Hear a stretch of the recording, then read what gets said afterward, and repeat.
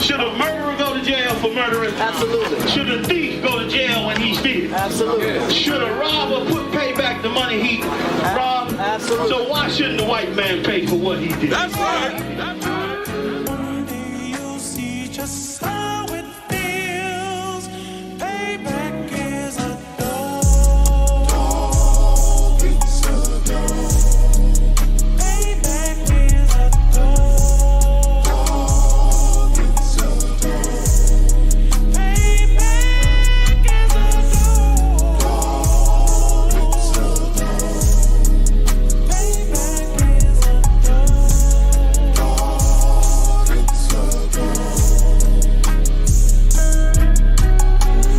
I'm in a hell of a hole, was never expected to grow. Just obstacles set in the road, that a result of me selling my soul. The story I'm telling is cold, but yet it's what everyone knows. The white man's the devil is known. America was never our home, only a place of captivity, safe facility, hating disfigure me. They claim that I'm lazy, be killing me. Maybe this slavery draining my energy.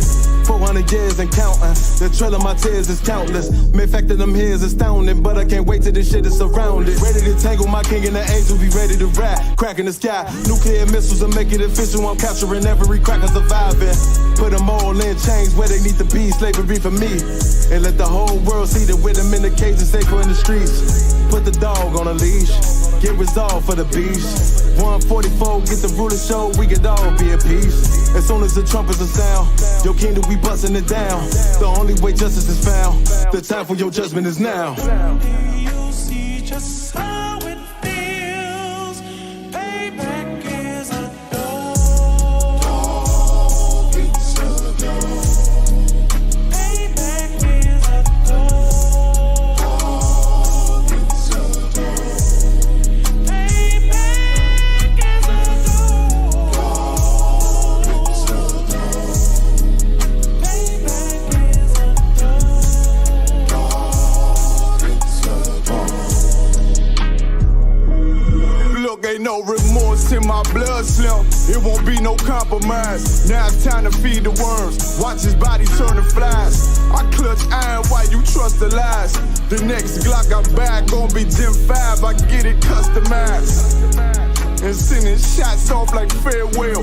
Praying payback come back around like a carousel. Still remember your Honda's words ringing in my head like bells. Said you in his body, you fit the Lord, fuck the cartel. Triangle choke, apply pressure to the game like I did Vondale.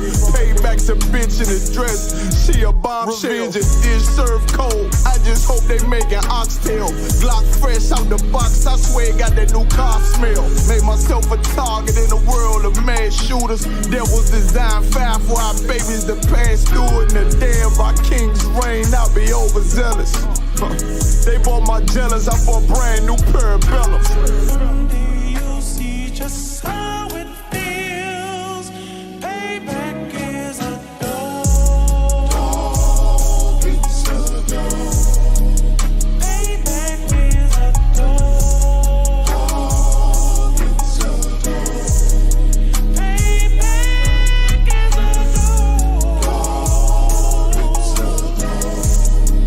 Payback is a dog. Dog eats a dog.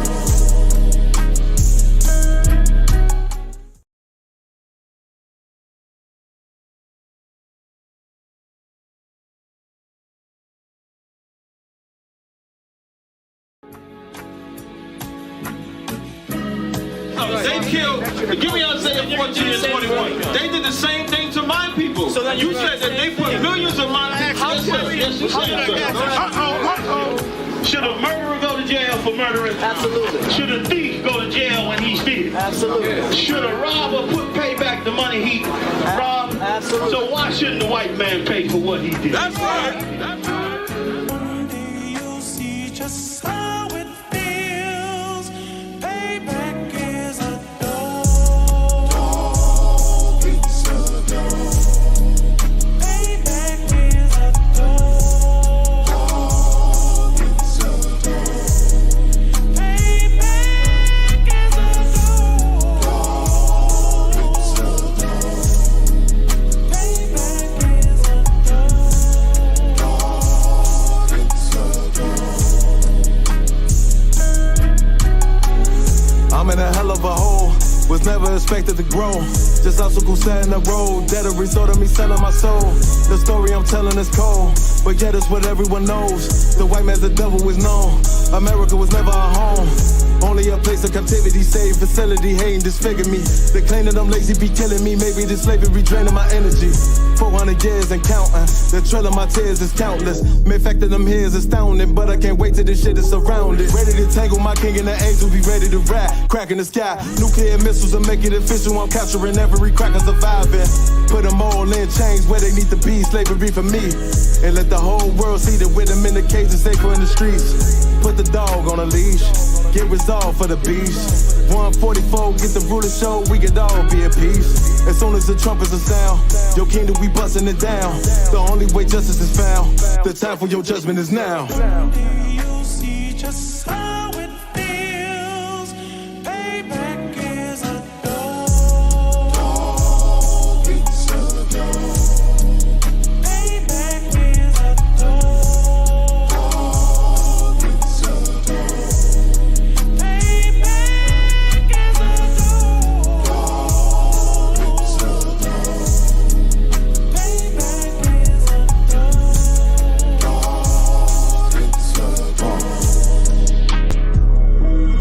Look, ain't no remorse in my blood slim. It won't be no compromise. Now it's time to feed the worms. Watch his body turn to flies. I clutch iron while you trust the lies. The next Glock I buy gon' be Gen 5. I get it customized. And sending shots off like farewell. Praying payback come back around like a carousel. Still remember your Honda's words ringing in my head like bells. Said you in this body, you fit a Lord, fuck the cocktail. Triangle choke, apply pressure to the game like I did Vondale. Payback's a bitch in a dress, she a bombshell. Revenge is dish served cold, I just hope they making oxtail. Glock fresh out the box, I swear it got that new car smell. Made myself a target in a world of mad shooters. Devils design fire for our babies to pass through it. And the day of our king's reign, I'll be overzealous. They bought my jealous, I bought brand new parabellums. someday you'll see just how it feels. All right, shalom, shalom, Israel. Can everybody hear me okay tonight?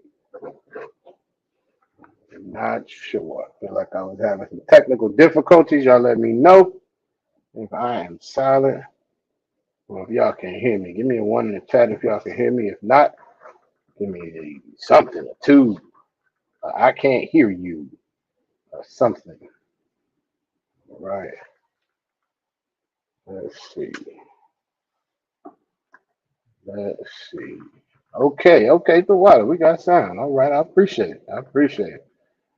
Okay, all right, the water. We at Israelite School of Universal Practical Knowledge started out at 1 West 125th Street, Harlem, New York, under Commanding General Yohana.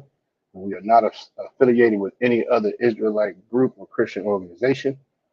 Tonight is Virginia's history class. All right. And we do this class every single Monday. And how, because it is extremely important, as we say every week, it's extremely important for our people to have a perspective on what our history is, again, both inside and outside of the Bible. So, okay. Both inside and outside of the Bible is very important. And we have typically a negative disposition when it comes to our history. Oftentimes we're not interested in it. We don't want to learn it. We feel like it's too negative. It doesn't make us happy. There's a lot of different dispositions, and by default, because of that, we end up making it less important to our children. And that's how, over generations, nations lose their heritage. They lose their identity. They lose all the practices and the culture. And it's even worse for our people because our identities were stripped from us. All right. And so it becomes even more important for us to have a healthy understanding and a healthy relationship with our history and have a craving to a certain extent, to want to know more about our people and who we are and our history. Again, both good and bad, both in the Bible and outside the Bible. All right. So, Salakia, let me give a courtesy salute to the brothers. Shalom, Yahweh Shem Shabakatham. And to the sisters, Shalom, Yahweh Shemor Alathan, Bahashem Yahweh Shah. All right, we got a few folks in here. We got more numbers and names, but that's all right. Everybody, make sure you sign in with your name, city, and state so you can make sure you get your attendance. All right. And let's see who we got in the building real quick. We got Officer Yagadah, my brother. My brother, that's my man's right there. That's my ace right there. Good to see you, brother. Shalom. All right. Who else we got? We got Sister Aisha in the building. Shalom, sis. Good to see you. All right. Trooper Kazaki is in the building. Shalom, brother. Good to see you, brother. Can't wait till we back out there blazing and warm. You know what it is. All right. And Sister Raya, my rib is in the building right now. All right. Again, everybody else who has not checked in or signed in yet, please do so you can make sure you get your credit for your attendance. All right. Now, again, going back to the importance of history, we always like to pull this scripture from time to time, just to get ourselves, just to remind ourselves that this stressing of importance on history is not just something the school says. It's not just something Officer Mutaz al-Quran says. This is in the Bible. This is what the Most High says. All right. So let's get right now. Deuteronomy 32:7. Remember the days of old. This is the Most High speaking to the children of Israel. We are to remember the days of old. All right. Those things that happened before us, they matter. They matter. It's not just about what we perceive as affecting us today. It's not just about this idea that, well, that was a long time ago, so that doesn't affect me. The Most High said we're supposed to remember the days of old. All right. We're supposed to, as it goes on, it says, consider the years of many generations. We're supposed to take in the information from our ancestors, from our forefathers, from our foremothers. Not only the things that they tell us, but the things that happened, our history, the things that went on. We're supposed to take all of that information in and consider it. Because again, you don't consider something that doesn't matter. Literally, if it doesn't matter, it is inconsiderate. Yes, it's not, you don't consider it at all. There's no reason to consider it if it doesn't matter. But this is what the Most High is saying. Consider the years of many generations. That is because it matters. It's important what our ancestors went through, and it's important for us to know what they went through. It's important for us to be aware that there were certain things, both good and bad, that our ancestors went through, and there was reason for it all. And the more we can have, this is making it clear that fathers are important as well. Fathers matter. Fathers are supposed to be the ones who explain what the history is, explain our identities to our children. Let our children know these are the things that you should, these are the things that we do. These are the things that we don't do. And this is why, right? And we say it often, that, you know, our families are destroyed. Our families are absolutely destroyed. No thanks to the Christian church and no thanks to the oppressor. And that in and of itself has created a void that is often, again, it just leads to perpetual issues with our family, perpetual curses, us not knowing, again, generationally, who we are and what we're supposed to be doing as a people, again, which is following these laws, statutes, and commandments. We don't know that. Our fathers don't know that. Our fathers don't teach that. And so it keeps us as a nation in captivity and under oppression. All right. These are the things that we should be that we should be doing in order to get out of captivity, in order to get out of this oppression. All right. But it says, ask thy father, and he will show thee. thy elders, and they will tell thee. Thy elders, this is why the ISUPK is here, to make sure that we're teaching our history. This is why the history classes goes on every Monday night in Virginia, and it goes on every week across the nation, across the Israel nation, which is the ISUPK. If you are not in the Israelite School of Universal Practical Knowledge, you are not in the truth. All right. So that is what we are here to do. That is why it is so important. All right. So anybody who has had a chance, oh, Salaki, Sister Nas in the building. Shalom Yahweh Shemar Lathan B'Hashem Yahushua. All right. So if anybody who has had a chance to look at the title, the Bible is our national defense system. Who has a perspective on what that means? Who has a perspective? Let's first, what is a national defense system? Who has, but there's a general kind of um, expectation of what a national defense system provides. Who can give me some perspective on what that means?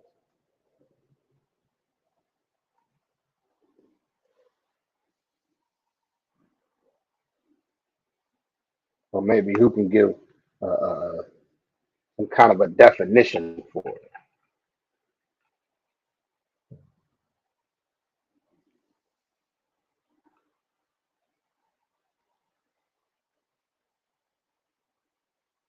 Who wants to get at a shot?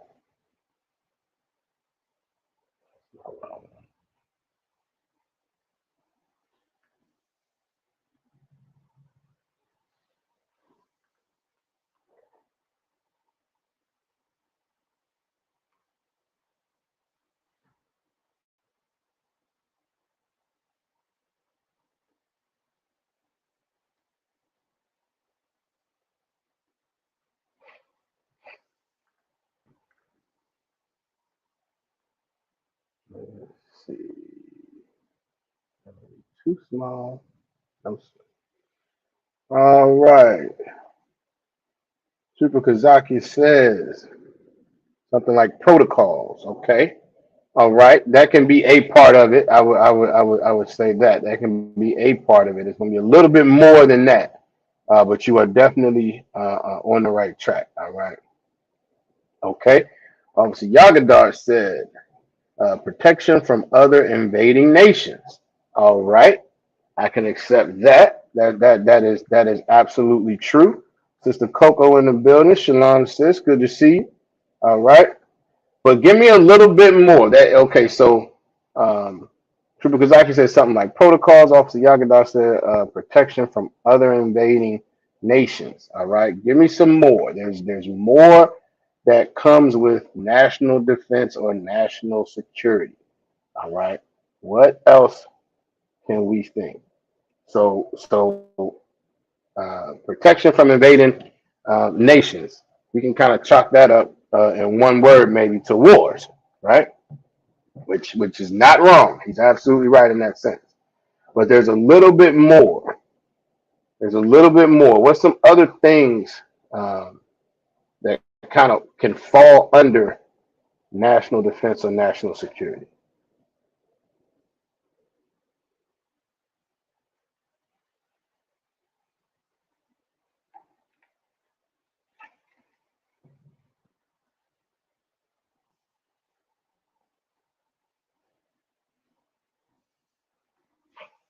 Who wants to give it a shot? What's a little bit more that can fall under national defense or national security? Think about I'm gonna give it to y'all too fast. Let me see. Um, think about different ways that a nation can be um, weakened. Think about different ways that a nation can be weakened, or different areas that a nation can be weak in. Maybe that's another way to say it.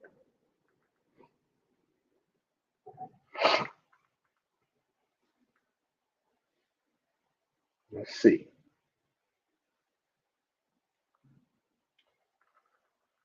Screen does not like my shirt right now. I keep disappearing.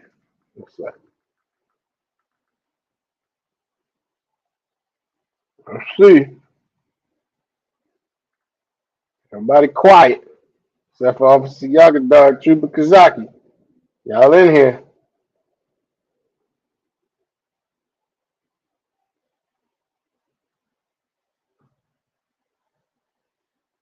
Let's see. I don't know.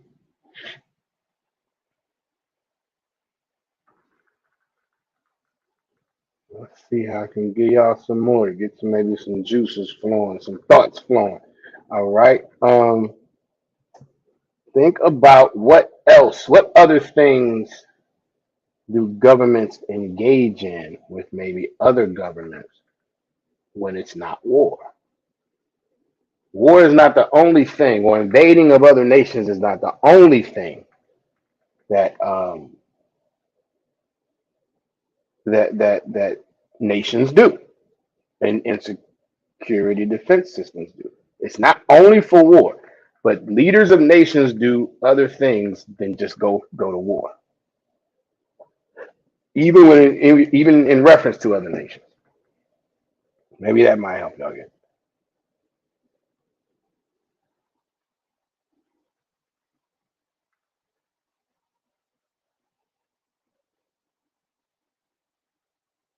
All right. Mr. Coco said they do trading. That is absolutely true. Triple Kazaki said they do treaties. All right.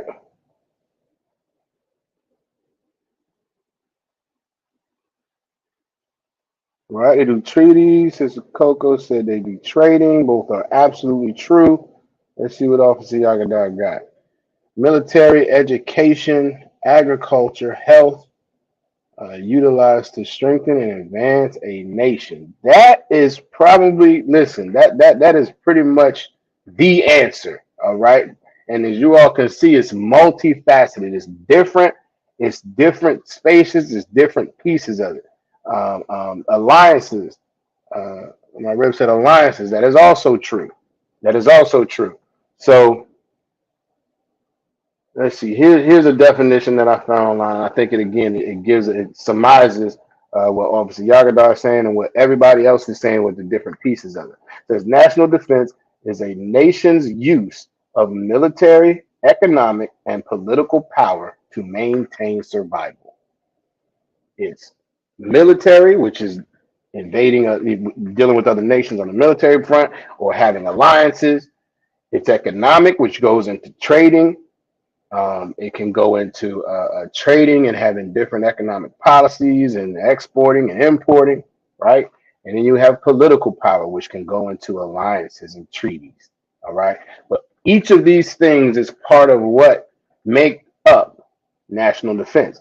And oftentimes, as what maybe some of us, at least I, when I first started thinking about it, I think we immediately jumped to wars, right? But it's so much more than that. And it's so much more than that because our lives are so much more than just going to war. The idea that a nation has to maintain itself only with wars doesn't make sense, because once the war is over, then what do? Then we have to have economics. We got politics, and not only outside but inside, right? We have to have certain. We should have certain policies and things set up so that even internally our economics are maintained in a certain manner, right? And so, what's another way?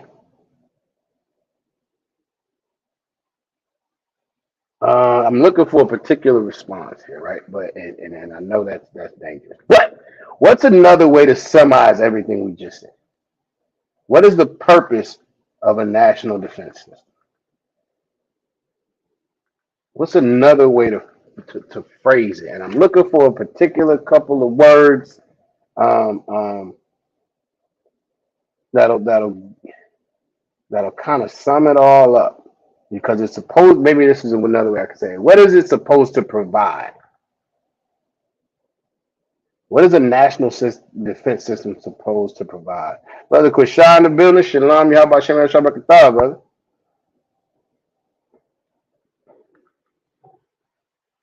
What is something else that a national defense system is to provide, or a good word or two?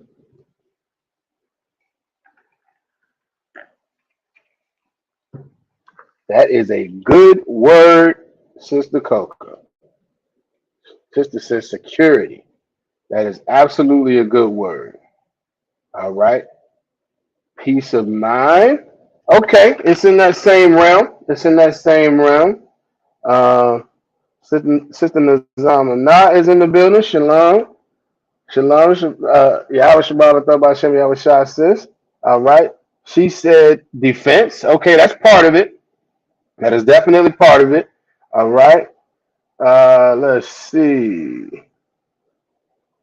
All right, my rib says safety and security, and that is a great answer.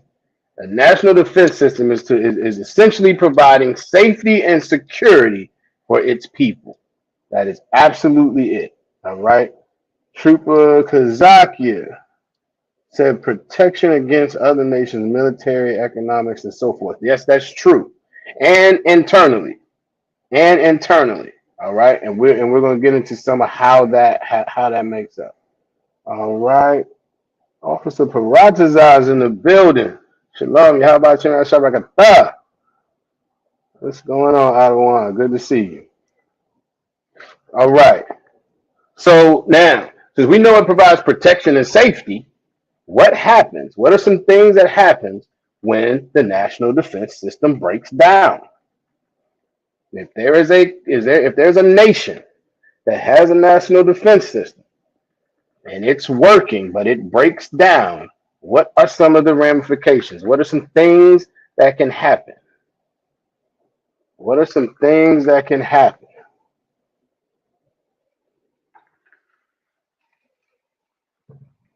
All right. Sister Coco said panic. That is true. That is true. Unlawful order. That is also true. That is also true. What's some more no, y'all don't want it. I can't say some more practical terms, but a little bit more. That's what I'm gonna say. Okay. Sister Coco said the government can shut down. That is also true. Now, after the panic, after the unlawful order, after the government shutting down, what can happen to the people? Let's think about, all right, different types of attacks on, I think you mean the nation, I believe, and that's true. Oh, Slovakia, an insurrection. Absolutely. Absolutely. Listen, sidebar, I don't know if I've ever said this in class before, but when January 6th was happening and they was running all up in the Capitol, when I tell you I was sitting back with a bag of popcorn, when I tell you I was like, look at these oppressive problems. This was hilarious. And then you had the one brother standing in there looking out of place as I don't know what, looking like he was lost among all these oppressors, looking like, I don't know, somebody brought him in as a pet or something. I don't know what it was, but it looked horrible. But it was very, very entertaining to me to see all of that. Absolutely. Let's see what else we got. Riots, mayhem. All right. Let me see.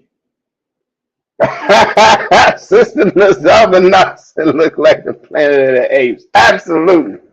Absolutely. When they were climbing them walls, and listen, the stairs were just like, 5-10 feet away, it seemed like, but they got to put a rope and climb up. It was hilarious. It was hilarious.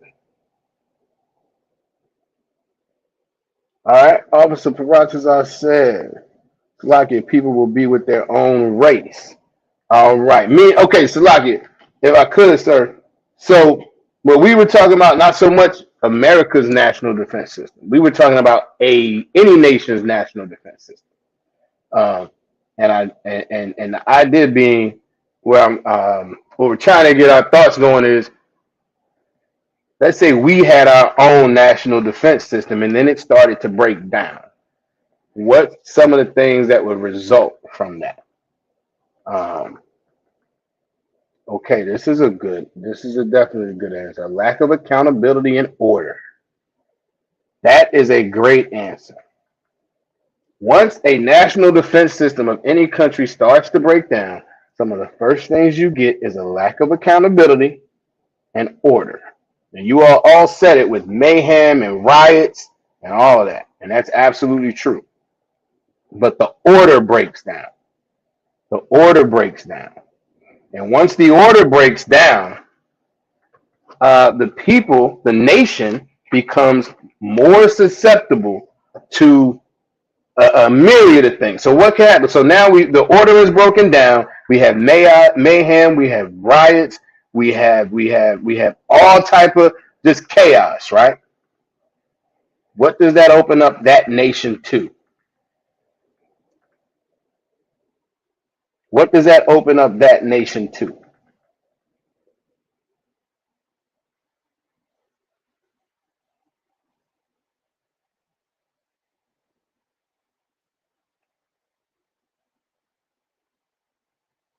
Mr. Coco giving props. That's what's up. That's the wild. That's the wild. Kawakasa. What does that open up a nation to? Once all this, the riots and the lack of accountability and order, uh, uh, Officer Varatasa said unlawfulness. That is also true. That is also true. That was similar. Yeah, I believe Sister Zamana said that as well. Absolutely. Ah, yes. Hunger, destitution, destruction. Absolutely. So now, corruption, all true. All true. All true. And I'm okay. So now I'm going to jump back to one of the other answers. I believe I got it earlier.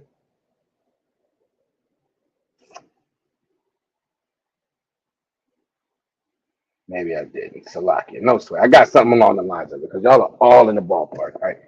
So once all these things happen, then the nation becomes weaker. The nation becomes weaker. There's no strength in the nation. There's no leadership. There's no law. There's no, everything is just a complete free for all, right?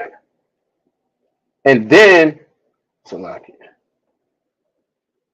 Only the strong survive, I believe is what you're trying to say, because the chosen people will know what to do.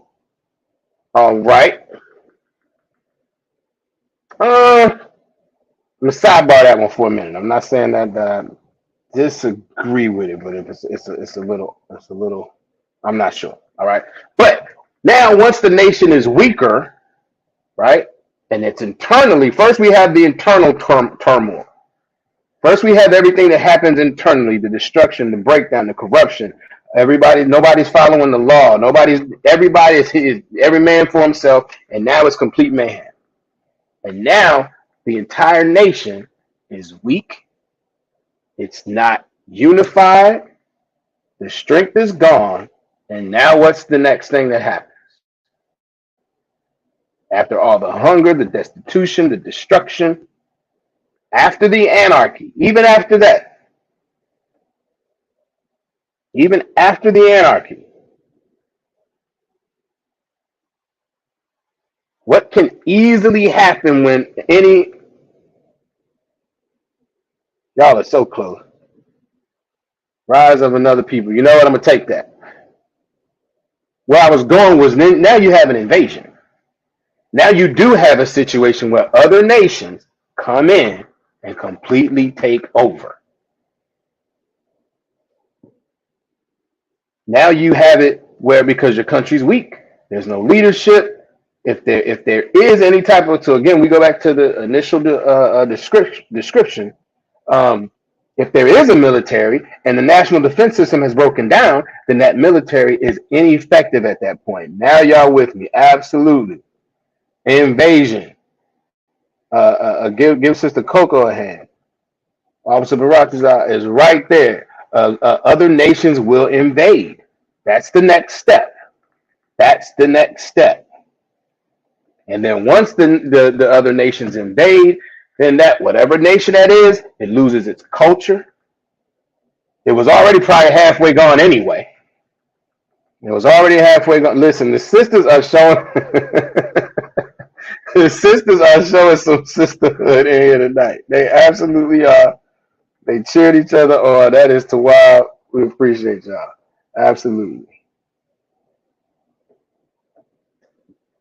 Give Trooper Kazaki a hand. 73 AD play out all over again. And it's not just 73 AD or 70 AD. That was the Israelites' repetitive cycle in the Old Testament that then spilled over to the New Testament, which is why we were in captivity in Egypt, we were in captivity in Assyria, in Babylon, and so on and so on and so forth, because our national defense system broke down. And once it broke down, everything you all described, we went into lawlessness, we went into chaos, we went into mayhem, there was no order, and then that removed our safety. The fact that we weren't following the law, statutes, and commandments, it removed our safety, and then we got invaded and we went into captivity. All right. Trooper Shamaga Barna in the building. Shalom, how about Shalom Shabbat? All right. So, what's needed, right? Now I'm gonna let y'all answer that, because I know everybody's gonna get the first answer. What's needed in order to maintain a national defense system? Our national defense system. What's needed from the people? There's certain what's the term I want to use? Characteristics, mentalities. Right, I knew, and Sister Nizamana is absolutely on it. The law is needed. It absolutely is. But hear me out. The law is in place today. The law has always been in place. Right? So yes, law and order is needed. Give Shemagabar a hand. Discipline. That's one of the things that is absolutely needed. That's absolutely needed. Right? What else? Give me some. These are the things that we need in order to be able to make sure that our national defense system, which is already in place, is actually working. All right. Sister Nazamana said righteousness. Okay, I can get with that. Give me some more. Give me some more. Give me some more about our mentalities. About our mentalities. What does it mean if we're going to be righteous? All right, brotherhood, definitely brotherhood. And we can go ahead. I'm not. Listen, let me say this right now. I am not stepping on my brother Officer Yakadah's toes, but I am going to pull the scripture because brotherhood is definitely needed. We already have established that we need the law, right? So 1 John 5:3, we can pull that. All right.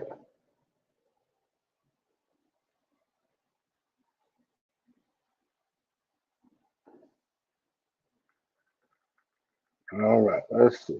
We can pull that.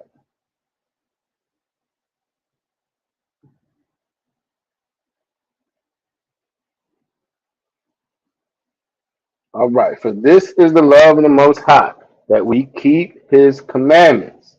If we love the Most High, then we keep His commandments. We know again. That's why that's why I said the national defense system is already in place, which is the law, as Sister Nazamana and a few other people said. It's already in place, but we have to have the brotherhood and the sisterhood in order to follow the commandments. That love is what's needed in order to follow the commandments. Who can explain to me how that works? Because there's a certain way that works. How or why is it that love is needed in order to maintain the effectiveness of the national defense system? Because we okay, like y'all are saying it's brotherhood, sisterhood, right? The sisters in the building tonight. They are not playing tonight. Sisterhood, right? Which we know is love. And love is following the commandments, as we see it right here. It says that his commandments are not grievous, which means they're not difficult. So how does that work, though? How does that work? We talked about it in other classes. How does that work? Why is that a requirement? Who can tell me?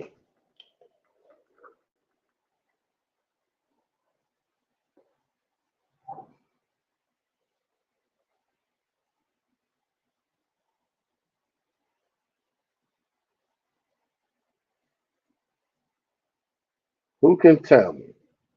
How does that work? How does it work? Or maybe how does it work to break down if we don't do it? Give me something more.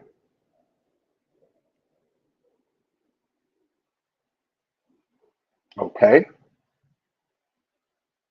Rev said because we must follow the law, statutes, and commandments which were given to the Most High's chosen people only. Okay, that's absolutely true.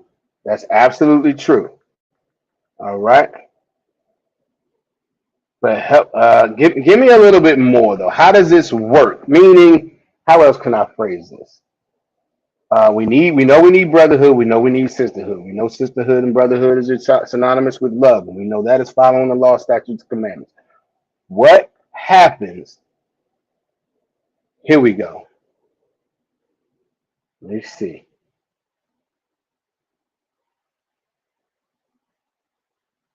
Okay, obviously Yagadar is getting close. He's walking there.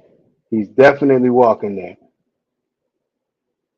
All right, sister. But before I pull yours up, obviously Yagadar, Sister Coco said to be pure, and because he said so, that's true. That's true. I'm not going to debate you on that. That is absolutely true because the Most High says so.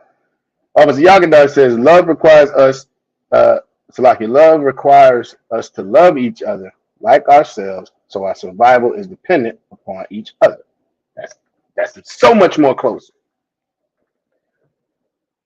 Why is it dependent on each other?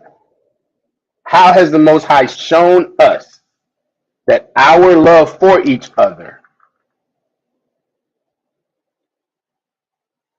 is key to our survival as a whole? Because the Christian church would tell you what you do does not affect me, and what I do does not affect you. You have to have your own personal relationship with God, and you can't judge anybody, and only God can judge me, and all these other things.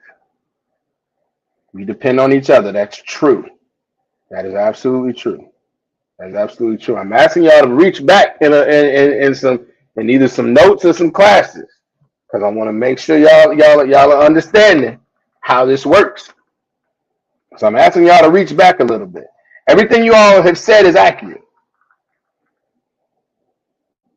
I tell you what. Let me see what I'm gonna do. I think I'm gonna give y'all a good hint.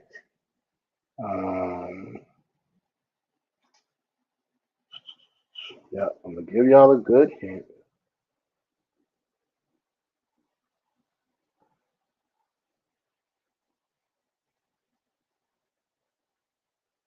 Let me see. Sister Nazama says, because our love for our people will conquer all, strengthen unity. That's also true. That's also true. All right. Let me see. I'm gonna pull this real quick. I'm gonna pull the beginning of.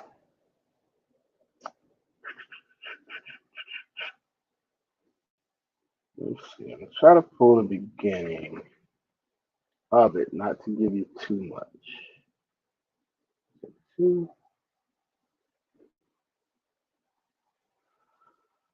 No. Which chapter is it?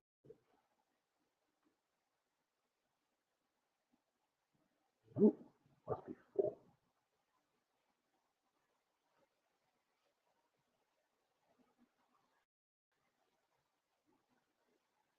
Y'all keep thinking.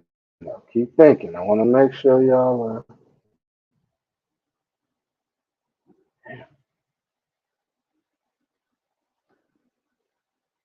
We want to think about why or how we know it's important for us to follow the law. Okay, here we go.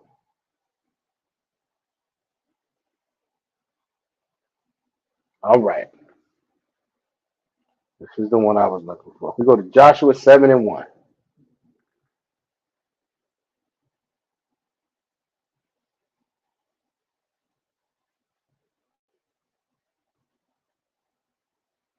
Joshua 7 and 1 says, but the children of Israel committed a trespass in the accursed thing.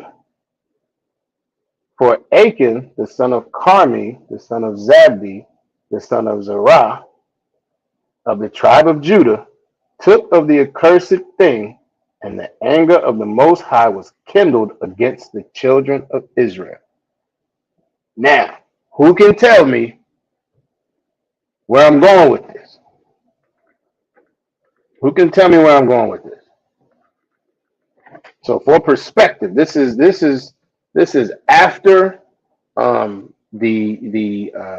Battle of Jericho, all right, where Joshua and the nation, march around the city, march around the city 6 days, and then on the seventh they march around it. I can't remember multiple times. Salakia, it's either 6 or 7. Salakia. Um, and then when the walls came down, they were given instructions on what to do. One of which is not take anything accursed. Accursed in this sense is some type of idol. All right. Let's see. Officer Yagadar says, our love for each other determines the protection from the Most High for the entire nation. You knocking on the door. I just want to, and I know you got it. I just want to make sure we're clear. So yes, our love for each other determines the protection from the Most High for the entire nation. But I need a why is that? Why is that? Let's go back. I'm gonna pull the scripture up again. How do we know Officer Yagadar's statement is absolutely true? It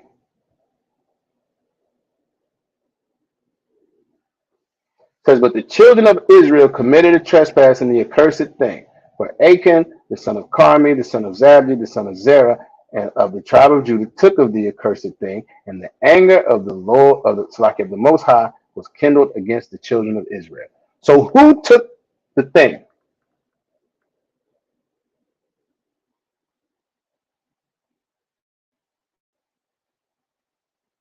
Who did something that they were told not to do?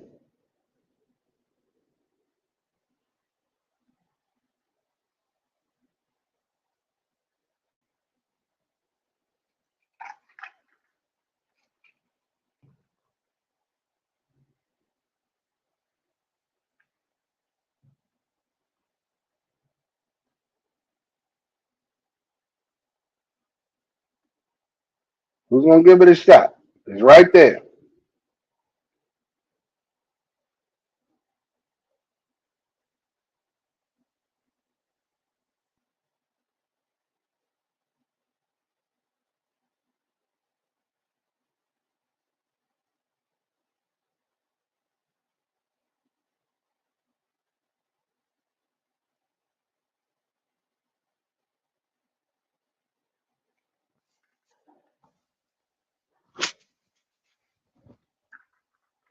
All right, Sister Coco said the children of Israel. So I'm gonna read the scripture again. Now get a sister absolute hand for attempting. All right, good job. But I'm gonna read the scripture again. All right. But the children of Israel committed a trespass in the accursed thing. For Achan, the son of Carmi, the son of Zabdi, the son of Zerah of the tribe of Judah, took of the accursed thing.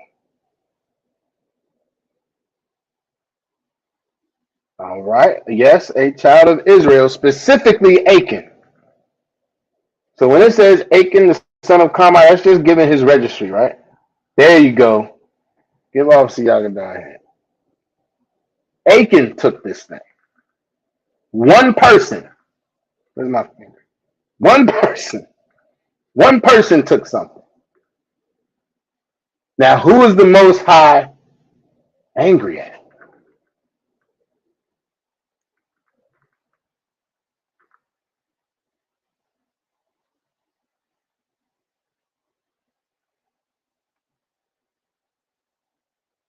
Who is the Most High angry at?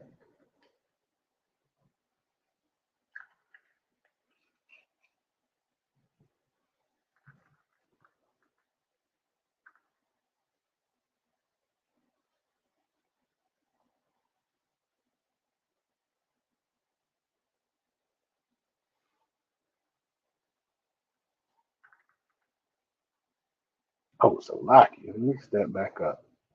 We were rolling. Let me.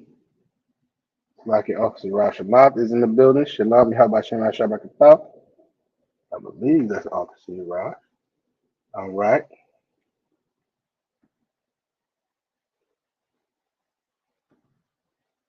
The entire nation. The entire nation. Officer Yagadar said all of us. Right. The Most High was angry at everyone because one person did something. Because he judges us as a nation. He judges us as a nation, which is why us Captain Salaki. Yeah, I'm sure that's how I can do, sir. Yes, he judges us as a nation. And that's why, going back to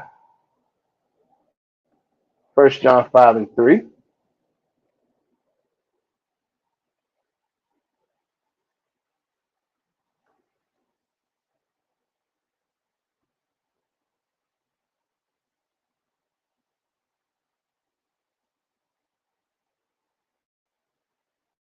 pull that back up.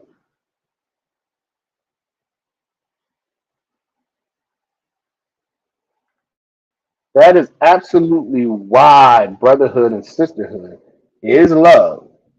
And love is keeping the law, statutes, and commandments. Because if you recognize, if you have love for your brothers and your sisters, then you understand that when you do something wrong, you put the entire nation at risk. You put the entire nation at risk when you don't follow the law, statutes, and commandments, personally. And so it's something that, like I said, it flies in the face of what Christianity teaches. Christianity has nothing to do with the Bible. Christianity teaches that you can do whatever you want, and you're the only one who has to worry about it. Christianity teaches you to be an individual.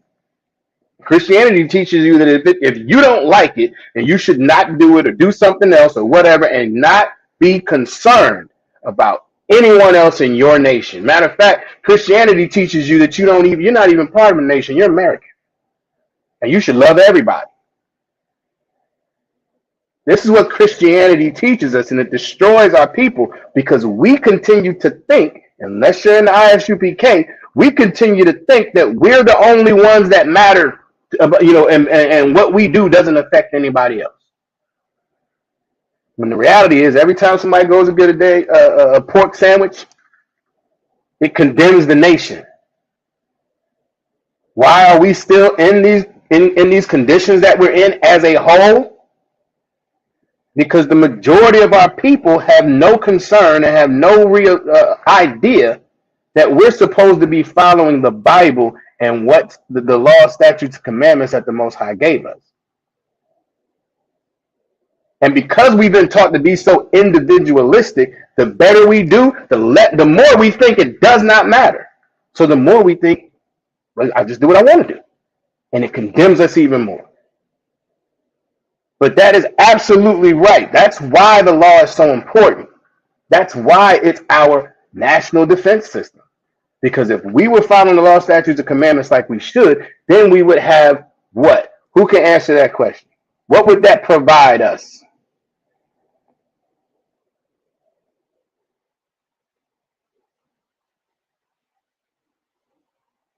As Cap said, individual personal salvation does not exist in the Bible. The water, sir. It does not exist in the Bible. That is something that your Christian pastor lies to you about. He's absolutely wrong. And he's telling our people this and convincing them of this, and then it just perpetuates. Which is why it's so important to get into the Israelite School of Universal Practical Knowledge and become part of this work to help wake our people up to battle Christianity and battle this oppressor. But what happens? What would happen if collectively we were following the law, statutes, and commandments like we should.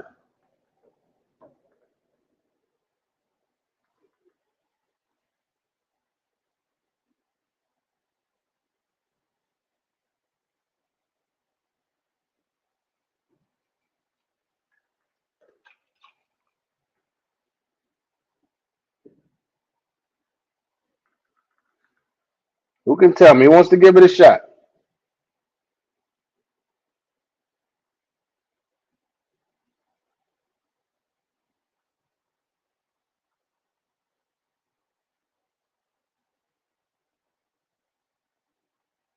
Maybe I need to be a little more specific. Maybe I need to be a little more specific. I get y'all that. What would the Most High do if we were following the law, statutes, and commandments? Sister Coco said we'd be a better people. That's absolutely true. That's absolutely true. She said we'll be stronger. That's true.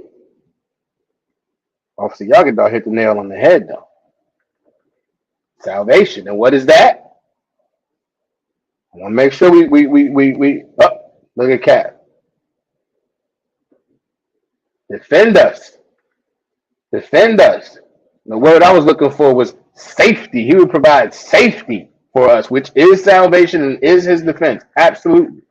Absolutely. Then we would be a safe people from our oppressors, which is the opposite of what we have right now. All right. So we said brotherhood and sisterhood was one of the things that we would need in order to maintain and make our national defense system work. What's up? Something else. Give me another characteristic. Give me another characteristic. I want to. Let me see. Maybe somebody said it. Let me go back up. Somebody might have said it. I thought I saw it. But y'all keep answering. Give me another characteristic of what we would need as a people.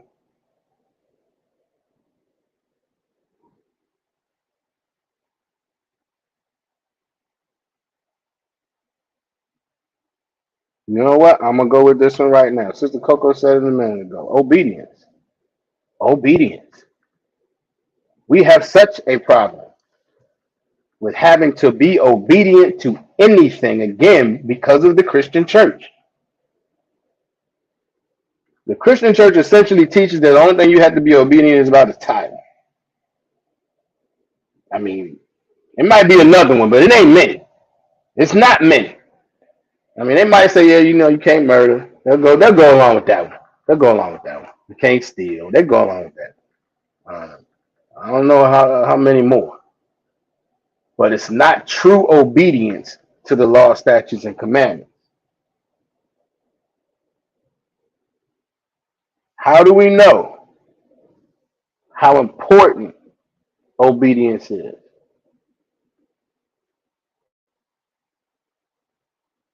We go to, let me make sure it's the right one.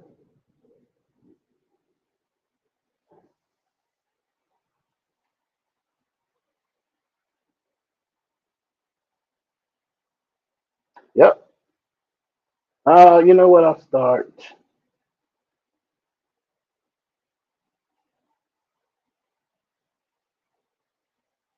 Yeah, I'm gonna start at this. Deuteronomy 28:1.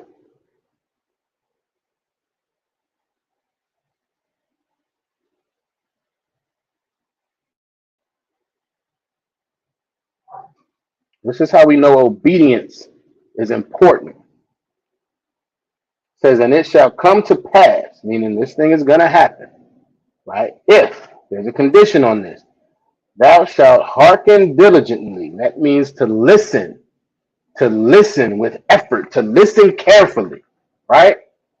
Unto the voice of the Most High thy power, to observe and to do all his commandments. Now, a commandment is an instruction. It's a command. It's something you have to obey. But the Christian church tells us that we can choose to obey or not. And they call that free will. Anybody in here who has children, let me ask y'all a question. Do your children have free will in your house? As the Christian church describes it, do your children have free will in your house? As you're raising them, do they have free will? If you tell them, if you command them to go do the dishes, they have free will to say, "Nah, I'm good. Y'all let me know. Y'all let me know."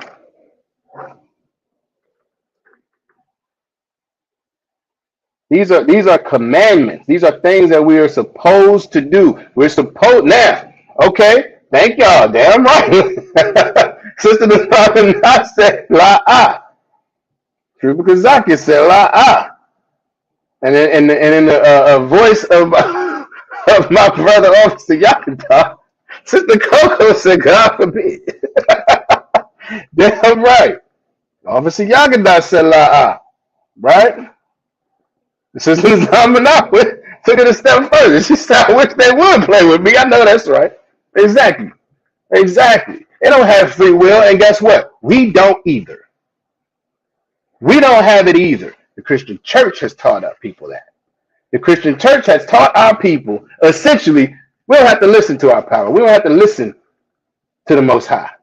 We can choose to do it or not. What they don't tell our people is that when we don't, we take all. No, I'm not even going to say that yet. What happens? What happens if your child does not listen to you? The water, sis. The water, damn right. Now, what happens when your child doesn't listen to you? You tell them to go do the dishes. You tell them to clean their room. You tell them to, I don't know, do the laundry. They don't do it. They blow you off. Nah, I choose not to. I got free will. There you go. Sister Zamana, she said they're going to catch that smoke. Absolutely. They are going to catch this smoke. They're going to be caught. Who was it? Life, Eddie Murphy, going to be consequences and repercussions. That's what's going to happen. But you know what the Christian church told our people? No, it's not. There are going to be no consequences or repercussions. All you got to do is say, "I'm sorry," in the name of Jesus. And you can just keep being a disobedient, disrespectful child of God. That's what that's essentially the messages that they teach. Sister Coco said, "I don't play like that." It sounds like it's going to be a problem. Sounds like it's going to be a problem if any of your children, any of my children, try to express this nonsense that they call free will. Sounds like it's going to be a problem. And guess what? It's a problem for us. It's a problem for us. That's why we're in the state that we're in as a whole. That's why our communities are destroyed. That's why we went into slavery in America and in Babylon and in Assyria and in Egypt and all the other places. That's why. That's why. It's because we don't listen to the Most High. We think we have free will, and it's so terrible here in this kingdom. It's so terrible here because our people have become fully part of it. Fully part of it. It's not just somebody saying, "No, you don't have to." It's us saying we don't have to. It's us not believing in anything in the scriptures. It's us deciding, "No, I'm going to ignore all of that." And guess what? If I don't have to pay for it directly, and even if I do have to pay for it directly, we don't connect the dots at all. Because the Christian church has told us there are no dots to connect. But that's not in the Bible. That's not in the Bible. These are straight from the Bible. So let's keep going.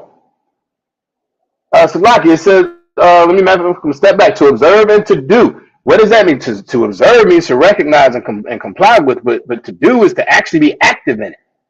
To be active in it. And both of these things were specified in the scripture for a reason. We are supposed to be fully compliant with what the Most High wants us to do and what he does not want us to do. I appreciate it, sis. Damn right. I appreciate it. Officer Yagadar says, "We think God a joke, more fearful of the oppressors than God." Exactly. Exactly. We think the Most High is an absolute joke because of the Christian church. The Christian church has told us it's not even that big a deal. The Christian church has told us that these scriptures ain't even, listen, if you want to believe in the Old Testament or not, that's kind of up to you. If you think about it, most Christian churches, they don't even go into the Old Testament. They don't even talk about the Old Testament much. All they talk about is what Christianity is.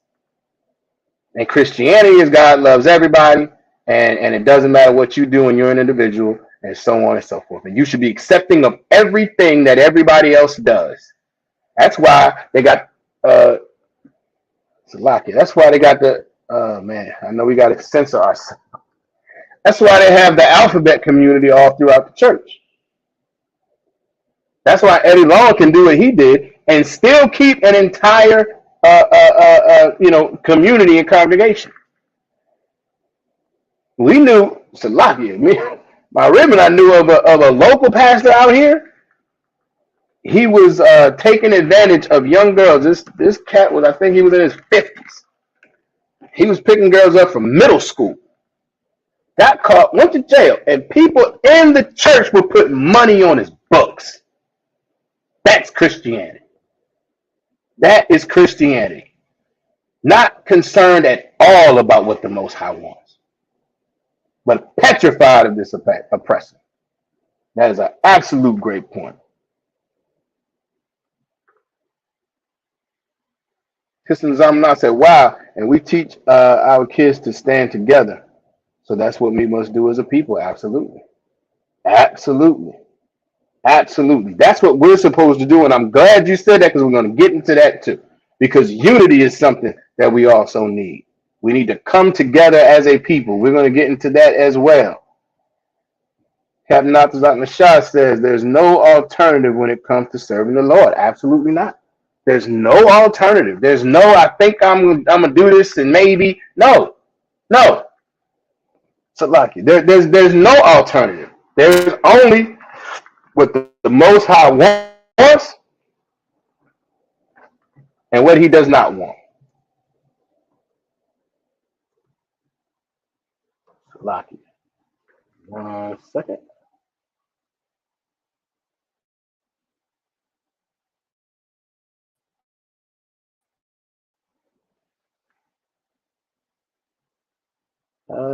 Before this next scripture, because Cap made an awesome point. There is no alternative. There's none of this. I feel like it today and I don't feel like it later on. Maybe I will, maybe I won't. There's none of that. Revelations 3:16, and this is the Most High speaking. Salaki, this is Christ speaking. Salaki, I misspoke. So then, because thou art lukewarm, because you're lukewarm, because you're neither hot nor cold, listen, these are one of the worst things. Now I'm going to finish this scripture first. It says, "In neither cold nor hot, I will spew thee out of my mouth." One of the worst things you can do is sip a lukewarm drink. Like, give me, if anybody has a drink that they prefer lukewarm, let me know. Most of them, people prefer them either cold or prefer them hot. That's it. Most lukewarms, if you pick something up, most of the time it's lukewarm, you don't want that. You don't want that. You want to say, and this is Christ saying the same thing. He wants cold or hot. You're going to be on the team or not. You're going to be putting in work or not. And if you lukewarm, and you just maybe and sometime and think you got alternatives, you like lukewarm water, sis? You like to drink? Okay, maybe you do. No sweat. No sweat. I don't think most people do Salaki. But that could be your thing. No sweat. But this is Christ saying, listen, you're on the team and you're not. And if you're on the team, then it's time to put in work. It's time to go hard.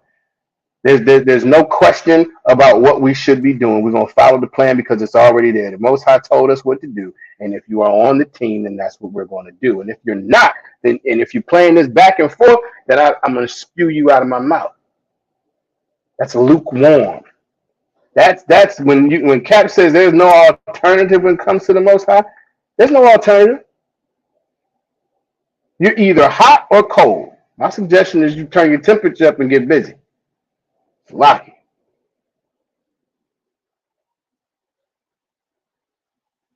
Sister Aya says, quick consequences. Tell me what you mean by that. I want to make sure I'm with you, sis. I want to make sure I'm with you, all right?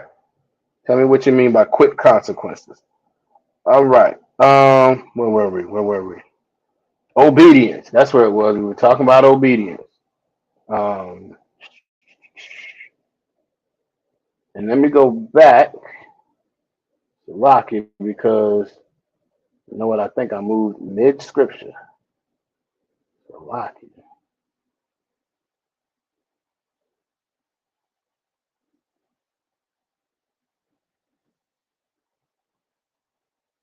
Rocky. We're going back to Deuteronomy 28:1. All right.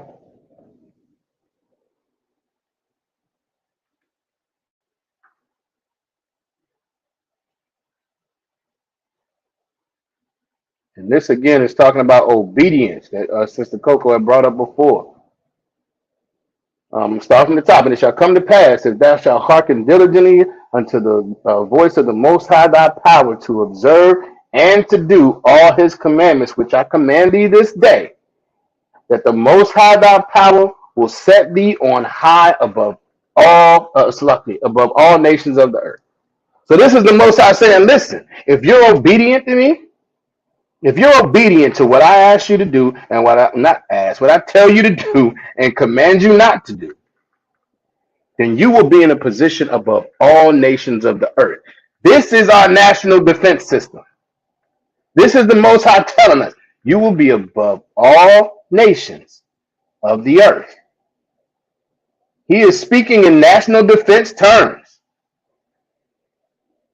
All we have to do is be obedient to the law, statutes, and commandments. And we just read in 1 John 5:3 that they're not grievous. They're not hard to do. It's not difficult to follow the law, statutes, and commandments in and of themselves. We have difficulty doing it because we have come up under this oppressor and Christianity. Christianity makes it so difficult for our people to change and get out of their carnal nature. Because we, in the truth, in the ISUPK, are telling people, hey, listen, you got to stop this because this ain't good for everybody. You have a responsibility to your people, and what you're doing is helping to destroy them. And you need to be helping to get our people out of this oppression. Christian Church says, they don't care, it don't matter what they do. You do you. And you have fun. That feeds into every carnal desire that anyone has. That feeds into it all. And so that's what makes it so difficult for our people to follow the law, statutes, and commandments. But guess what? This ain't for everybody. This ain't for everybody. If you have a lack of concern and care for your people and you don't love your people, then this ain't for you. And the Most High ain't for you, and Christ is not for you. All right? But let's keep going.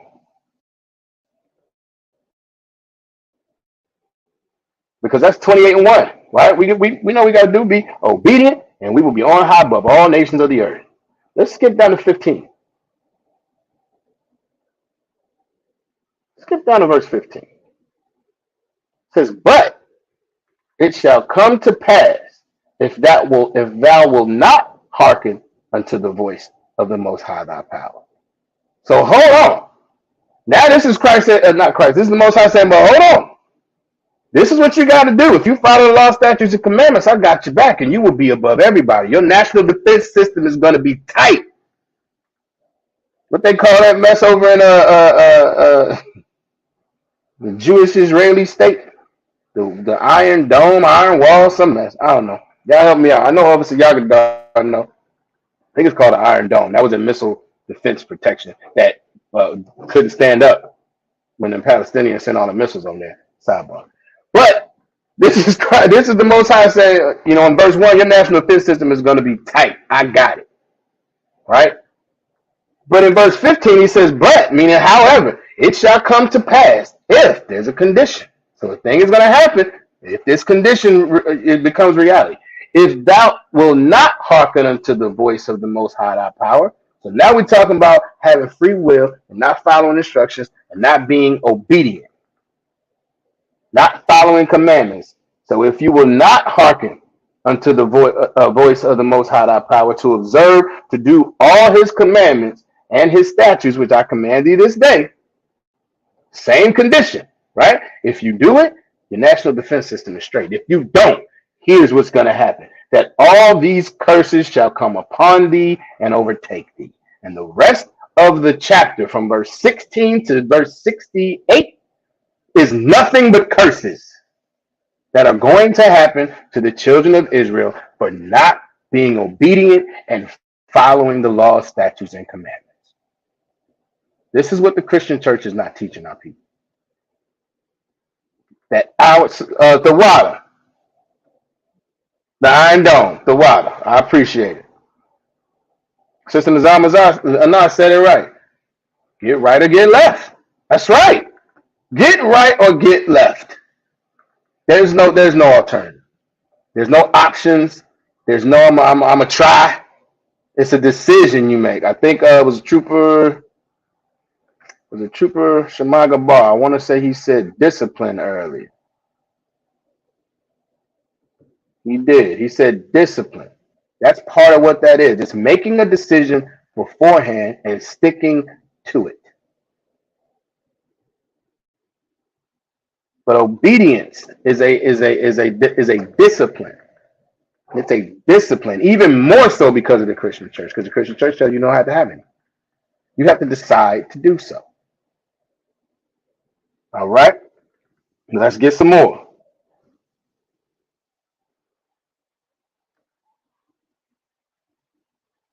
Let's get some more.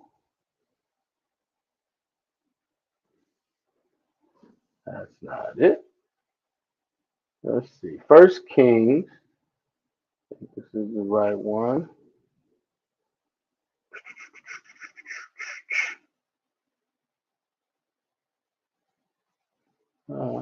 Yep. First Kings 2 and 3.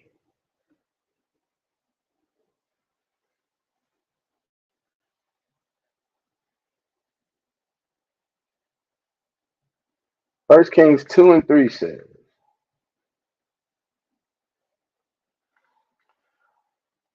and keep charge of the Most High thy power to walk in his ways, meaning be sure. Make sure you're sure that you are walking in the ways of the Most High. To keep his statutes and his commandments and his judgments and his testimonies. To keep the law is what this is saying. To make sure you are staying in line with what the Most High wants. Be sure that that's happening. Because as it is written in the law of Moses, we know this is where this comes from, right? The law of Moses was where, they were first delivered the written law and the judgments and the punishments, right? That thou mayest prosper in all that thou doest and whithersoever thou turnest thyself. Meaning, in everything you do, everywhere you go, if you are sure to walk in the ways of the Most High and keep these laws, statutes, and commandments, you will prosper in it all. And this is talking not to each individual. This is talking to the nation, the children of Israel.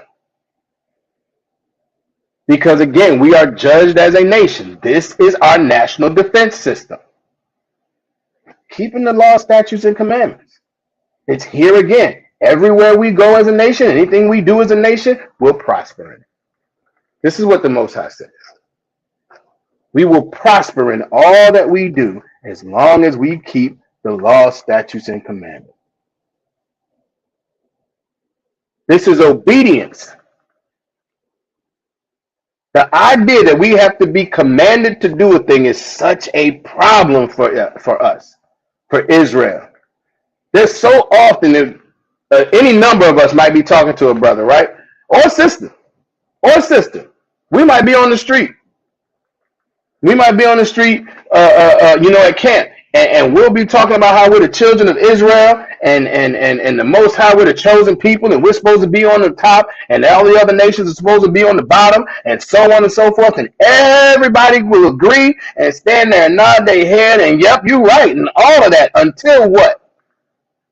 Who can tell me when it goes left? It's all good until we start talking about a specific thing, which is what I said. Now I don't want to give it to you yet. I know y'all know though. I just want somebody to give it to me.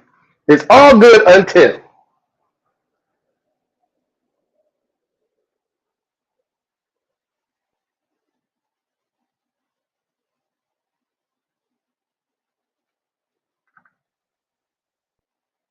Let's see. Sister Rob Marie said, "You can ask me, but don't tell me." I think she's on it. I just wanted to be a little clear, a little clear.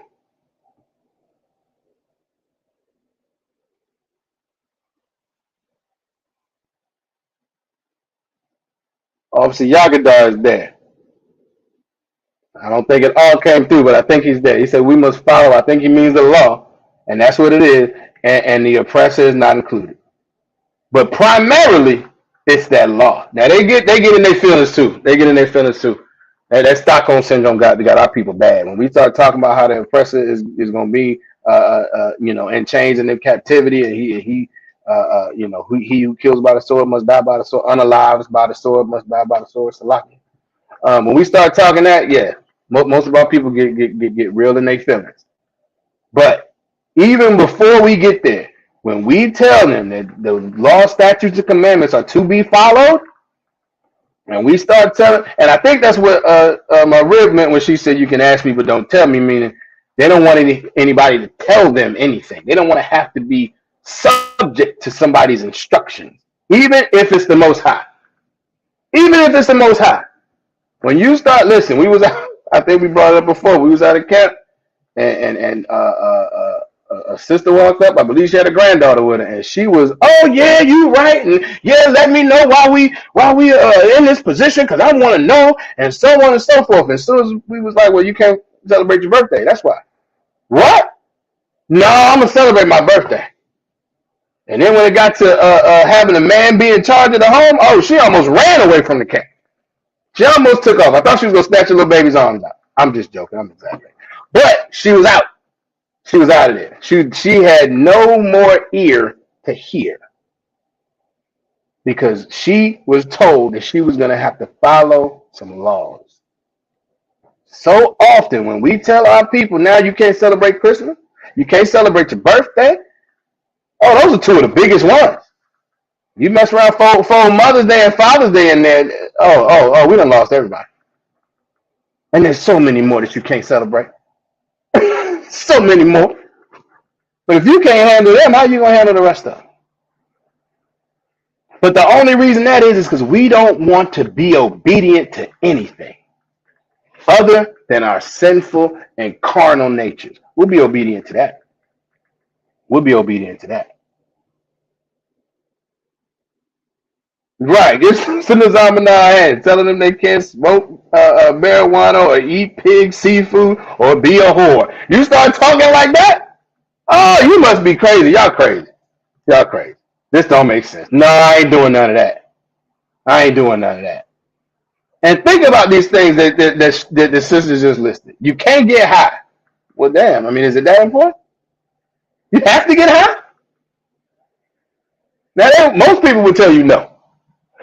Especially with marijuana. They'll tell you no. Nah, I don't have to. But they wake up and they can't do nothing before. I mean, they treat it like coffee. Some of our people treat it like coffee. They can't get rolling until they roll up.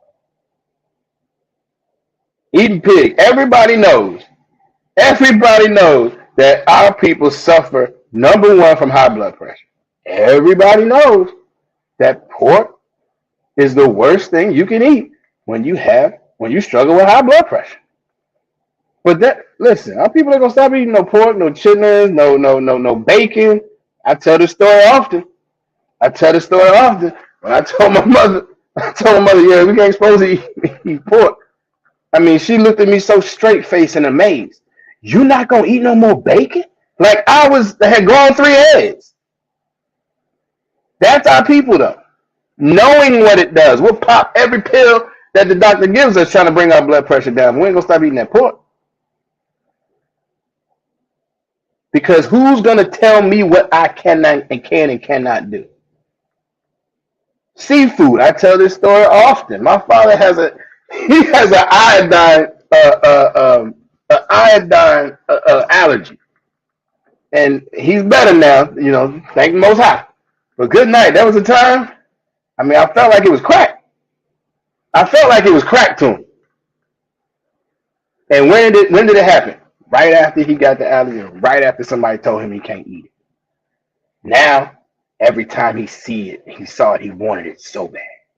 And think about our people. When you tell them they can't do something, that's what they want to do the most.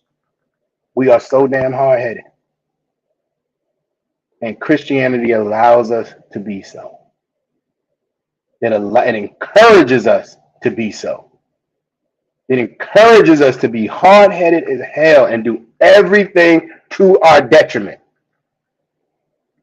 And being a whore. Everybody knows that the more a woman sleeps around, the more she's devalued. Even from a selfish position. Everybody knows. When you have women who sleep with multiple men, you have problems in the neighborhood. There's STDs everywhere. There's gun violence. Salakia, I'm not sure if I'm supposed to say that, but there's violence everywhere. You have children who don't know who their father is. Everything gets destroyed from that one piece, from that one thing. And think about these few that we just listed here, right? Think about, brother, stop getting high, stop eating pork, stop eating seafood. And if sisters stop being a whore, meaning they stop sleeping with brothers, multiple men, and our brothers stop throwing our sisters away. Think about how much just those few things could fix so much in our community. But you ain't gonna tell me what to do. That's how our people are. That's how our people are. Sister Coco laughing. Yeah, listen, they can't get rolling until they roll up. I mean, they roll out of bed like they can't get their day started. I mean, there's so many of our brothers out here like that. I think it's some of our sisters too, but it's definitely our brothers out here like that. It's horrible. Officer Yagadan says, Salaki, I even saw a fake Israelite group, quote unquote, not celebrating Thanksgiving with a pork roast as one of the dishes. Good night. I don't even know how you begin to call yourself an Israelite not following the law. Damn. But I think I know which one you're talking about. And listen, there's these other fake Israelite groups, right? You know what they do? You know why they're not in One West? You know why they're not in the ISUPK? Because we actually follow the law. We actually follow the law and teach men to do so, as the scriptures say. That's what we do. They do the opposite. They don't follow the law and they don't teach men to do so. And you know what that does? That allows people, as Officer Yagadan often says, the easiest, how do you say it? Easiest path of resistance? Least path of resistance. That's what it is. It's the least path of resistance. So you can call yourself an Israelite. You can believe you're going to get all the protections and the salvation and the national security system that the Lord is providing. You can believe you're going to do that, but you're still going to eat pork. How is that possible? This is how you know those other groups are not teaching the truth of the Bible, because we just read it in two scriptures here. We just read it in two scriptures, and we're going to get one more. Called it Yahweh Day. What? That's amazing. And it's sad. It's amazing and sad, because our people, I'm sure, are flocking to these things. I'm sure our people are being completely fooled by this lying and wicked teaching, because it allows them at best to maybe come out of the Christian church, but still have that Christian church spirit. I'm still going to do what I want to do. And I can say I'm an Israelite. That's amazing. I don't have to follow the law, statutes, and commandments, but I'm still an Israelite. We just read two scriptures where that's not the case. And there's a ton of them in the Bible. All right? It's too hard for the fake ones. It's too hard. Right. Right. It's too hard for the fake ones. They can't put in the work. They can't put in the work.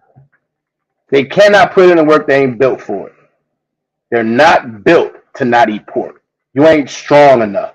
That's the truth. That's the truth. And without being able to, they don't want to own that. So then they tell us that we're teaching the wrong thing.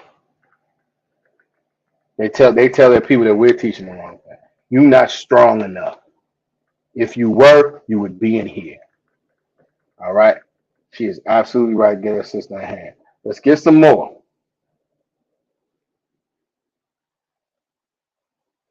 Sister Nazamanat says, somebody at the slavery asked me today, how is Thanksgiving? I told him I don't celebrate pagan holidays. Looked at me like I was a goat. Listen, listen.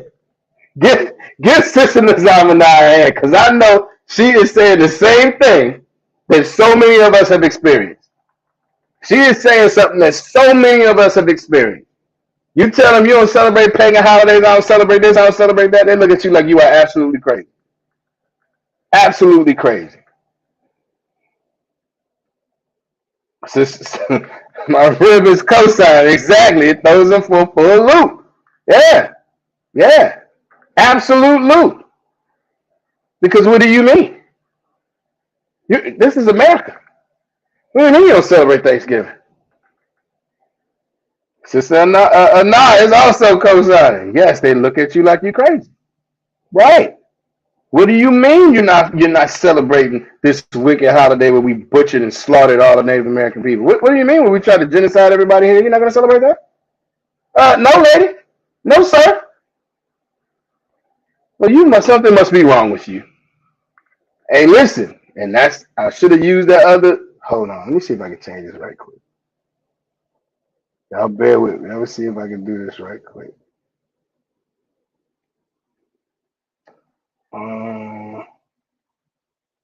Where is it?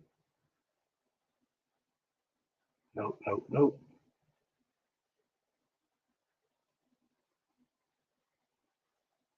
Oh, we ain't got one. No sweat. I was going to try to change my background to one of the cult leaders. Because we're in a cult, apparently. We're in a cult. That's what they start thinking. They definitely in a cult. They don't celebrate Thanksgiving. Yeah, all right, whatever. That's fine. Wait a minute. This is I say we're begging you for $20 for what? Oh, to participate in the company celebration, I'm assuming? What you begging for $20 for? Sister Rod said, and they so brainwashed when you leave for the day, they say it again anyway. Exactly. You be removed for a day and they bring it right back up. They bring it right back up. I've had so many times where, oh, what are you gonna plan for Thanksgiving? I don't celebrate Thanksgiving. I don't celebrate that. I don't celebrate any of y'all holidays. Oh, well, okay. And then this is the other thing they might pull. Well, yeah, I don't really do much for it either. Yeah, okay, whatever. Whatever. 2 days later, after the holiday, so how was your Thanksgiving? I told you I don't celebrate Thanksgiving. She's absolutely right.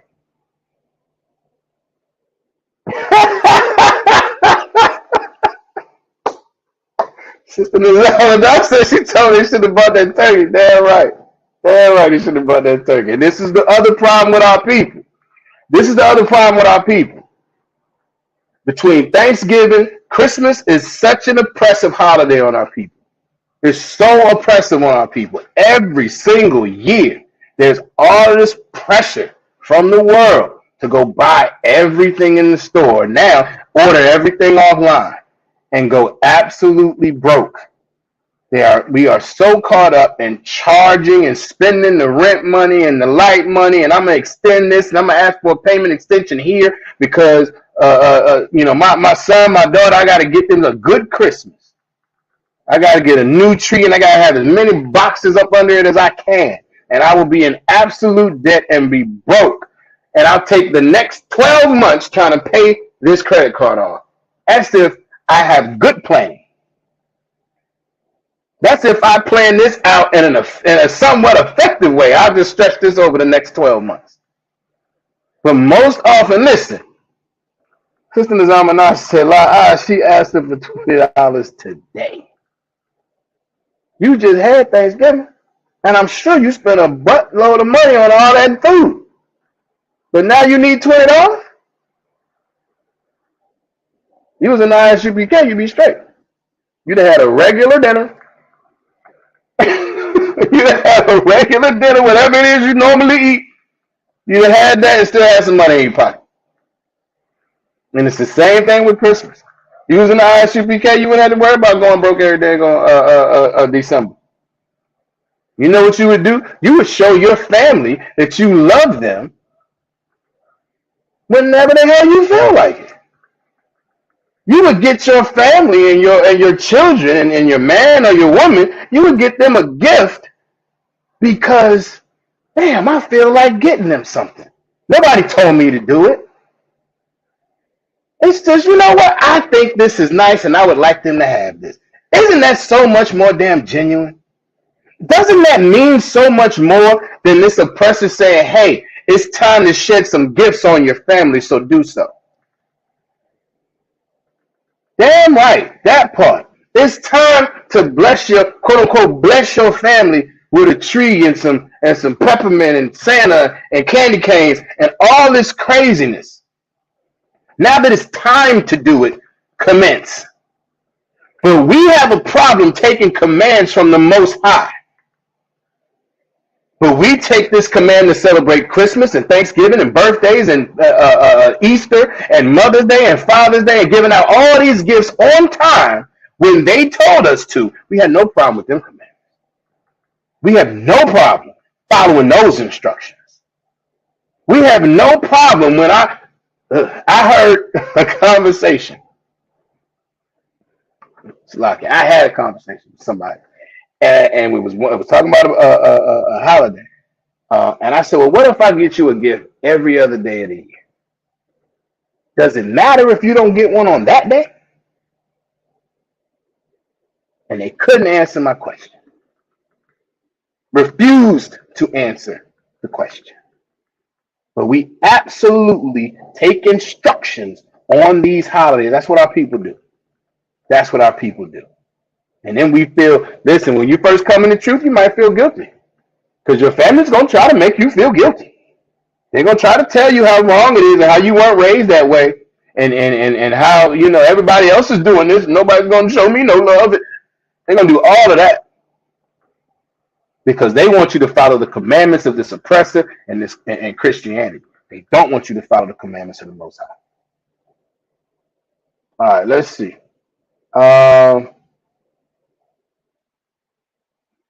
Officer Yagda says no secret Santas, no secret Santas, no sockets, no stockings, no sympathy. Damn right. We ain't doing none of it.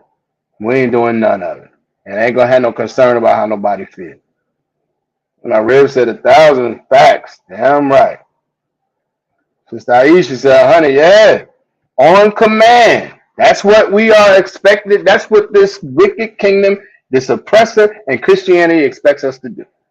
Celebrate and show our love for our people on command.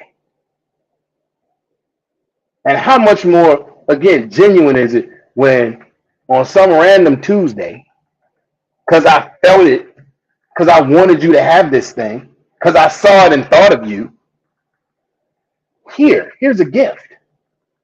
Look at that. Don't that make you feel so much better? Isn't it so much more meaningful? But no, we rather expect gifts. And like Officer Yagadar said, do it on command. This sisterhood is, they going, boy. They are going. I ain't mad at y'all. Sister Nazama Nas said, making their empire rich of stupidity. Right. Because that's the other twist that the Christian church and its oppressors not going to tell you. Listen, now I'm sure anybody in this school knows, but anybody who's not in this school, if y'all Google it, because it goes up every year, the amount of money that so-called blacks and Hispanics spend, whether it be around Christmas time or not, and Judites are some of the worst. We do not mind spending money, but we spend it with other nations. We make this nation and this empire rich. And we have done it for decades. Right after so-called slavery was over. Right after so-called slavery was over, guess what? We kept the money within our community. We made each other rich because we were unified, which is the next one we get into. We might have to make this a two-part class, which is the next item that we're going to get into. We were unified. So because we were unified, we spent money with each other and we made ourselves rich. We made each other rich. We made our communities rich, which is why you could have a Black Wall Street.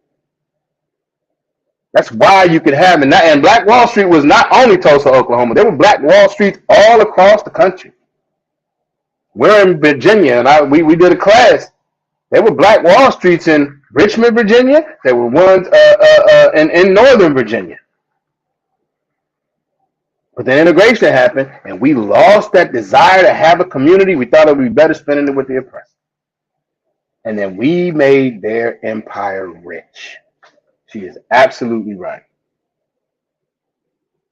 Right, that's the most sincere love. When you get an unexpected gift and it's not a time to do it. And I thought that was something that sisters truly believed in, because a lot of times that's what you hear sisters say. You hear sisters say all the time, you could just bring me a random, a little corny gift, let me know you thought about me. Y'all let me know, sisters in class, is that something that is true? I thought that was something that look at it, there you go. Damn, I didn't even know she was gonna say it. A random gift. I think they matter. Sister Ryan said, I'll take a random Tuesday gift anytime. Exactly. A random gift. It means so much more sincere. It's you were actually thinking about me. As opposed to, well, the date came, so now I got, thanks, I appreciate it. I mean, it's cool. But is it as sincere? Absolutely not. And on top of all of that, the Most High said we're not supposed to be doing it. We're not supposed to celebrate these things. Sister Nazamana said Khan. Sister Coco said Khan, absolutely. Sister Nazamana, what are these eyes for Salaki? I'm not sure what that was supposed to be. Salaki said. All right, let's keep going. Let me see. Where were we?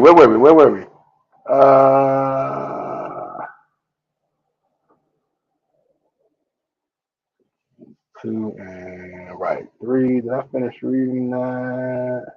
Yes, I did finish reading that. Oh.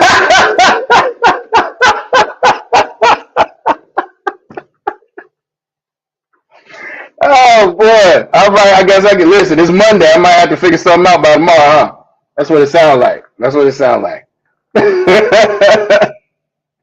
God, that's what's up. All right. Let me see how much time we got. We're gonna make this a two-part though. So I think this is probably gonna be our last scripture. Might be our last scripture. We're gonna see. We're gonna go to Joshua 1 and 8.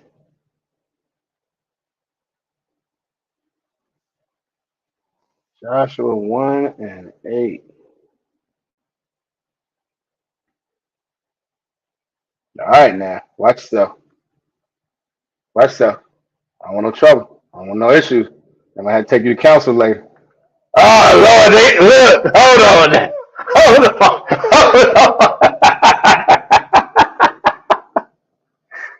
The sisterhood here might be getting out of control. It's lucky. I'm just playing. That's what's up. Y'all funny. Y'all are funny. All right. But listen. So Joshua 1 and 8. All right. And again, this is talking about we're still talking about the spirit of obedience that we need. The spirit of obedience and how it's beneficial to the nation. All right. It says, this book of the law shall not depart out of thy mouth. We need to keep this in our mouth. We need to be teaching this. We need to understand it. We need to teach it to our nation, to our children.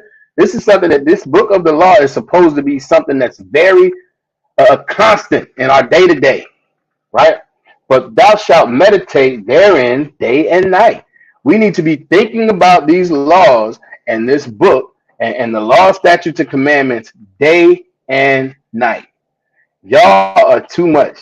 I'm gonna finish the scripture. I'm gonna address this a lot. Day and night, right?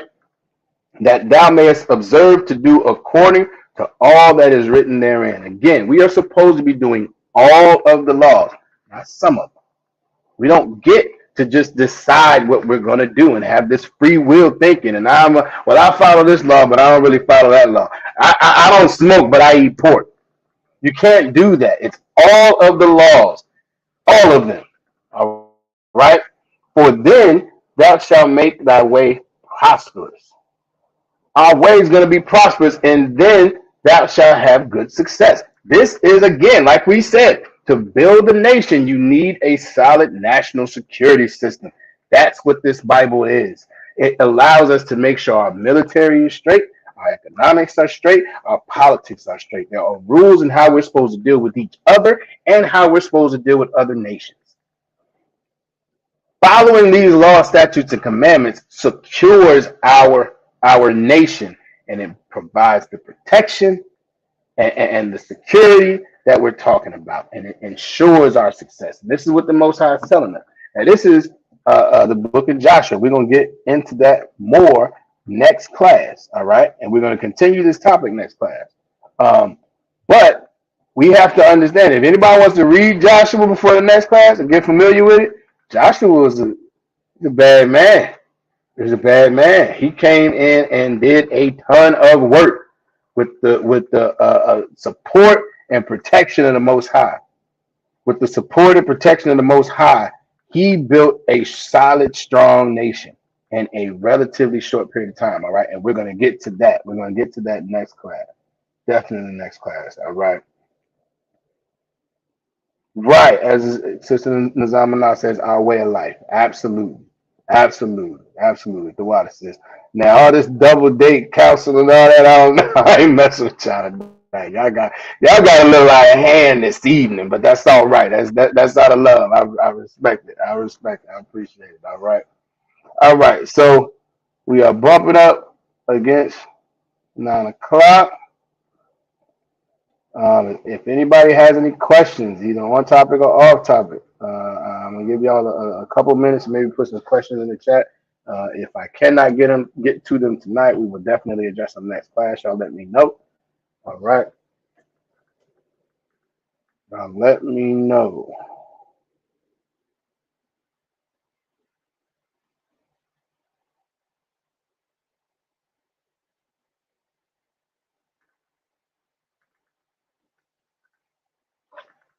Oh, the water, sis. The water. I appreciate everybody's attention or attendance. Attendance and attention, right?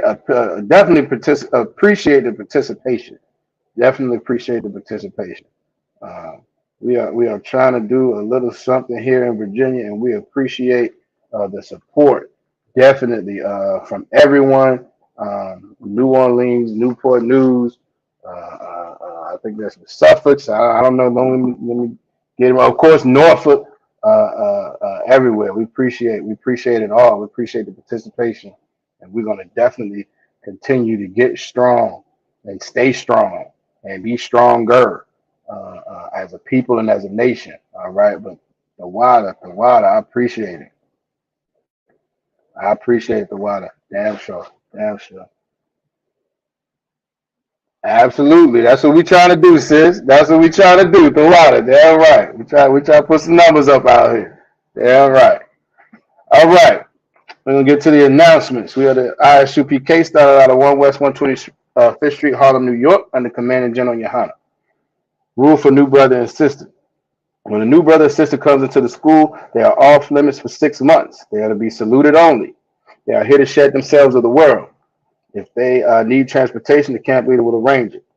After 6 months, if a brother or sister is interested in a particular person, he or she must get permission from the head to speak to a brother or sister. There's another 6 months in which the brother and sister will court each other. After this 6 month period, the brother and sister will get permission from the head to marry. Tithes, which is a commandment. You can find it in Numbers 18 and 21, on Malachi chapter 3, verses 8 through 10. It means tenth, and in the Hebrew it's pronounced ma'ashara. All right, it's 10% of every penny of any increase the Lord gives you. You can give it to the Treasury Department. You can also go to ISUPK.com. You can pay through PayPal and other means. Different options. All right. Make sure we are paying our tithes. It is important, definitely important to build up a nation. All right. Priest fund, the free will offering to the priest. It's not mandatory. Whatsoever amount you would like to give.